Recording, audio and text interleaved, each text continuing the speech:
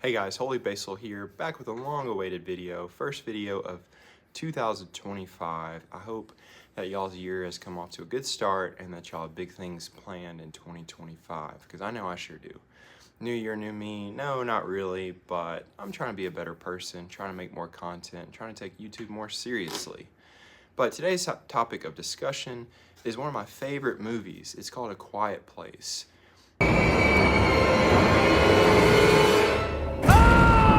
And in A Quiet Place, if you haven't seen it, it's this post-apocalyptic era where these creatures come after you if you make a noise.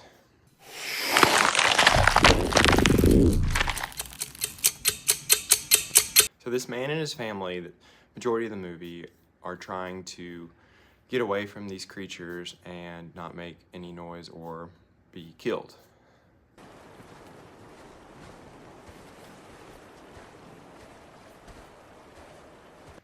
It is a great movie about communication and love. So, hey, did you study for the math test? Do you see that sign? I was just whispering. No talking! This is a library! So I'm not trying to put this movie on a pedestal here, but it's just going to be an analogy for my subject of discussion, which is where to pray. Everybody talks about how to pray, but they don't talk about where to pray.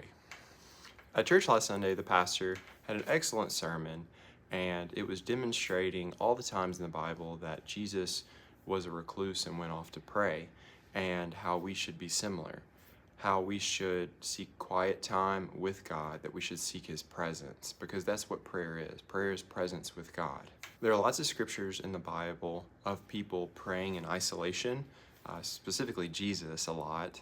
So if Jesus did it, how much more important is it that we do it? If God in the flesh went off to pray, shouldn't we do the same thing in the busyness of life, the hustle bustle, children or work or whatever you can think of? Life is just nothing but noise. And sometimes we have to pursue and seek quietness, a quiet place. Mark 1 verse 35 says, "Very early in the morning, while it was still dark, he got up, went out, and made his way to a deserted place, and he was praying there." Matthew 14 verse 13, and this is after Jesus hears news about John the Baptist being beheaded. It says, "When Jesus heard about it, he withdrew from there by boat to a remote place to be alone."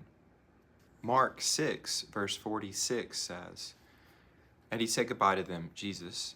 He went away to the mountain to pray."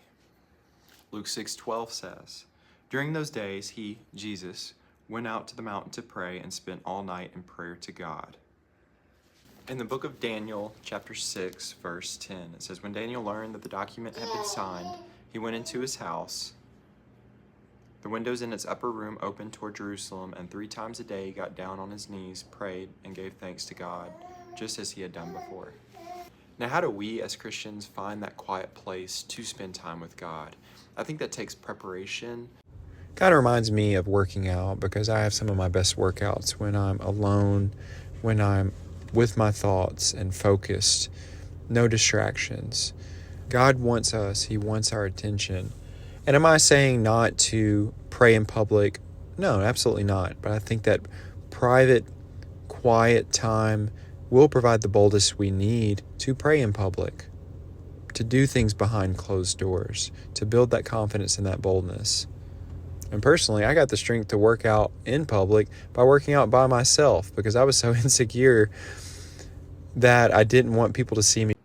If you're watching this and you don't know God, then I would encourage you to reach out, to know that there is a God who desires a relationship with you, and He created you to glorify Him. If you're watching this and you already know God, and you're struggling with prayer time, then I encourage you to make that time to be still, to go out just like Jesus, go to a place where you have isolation and spend time with Him.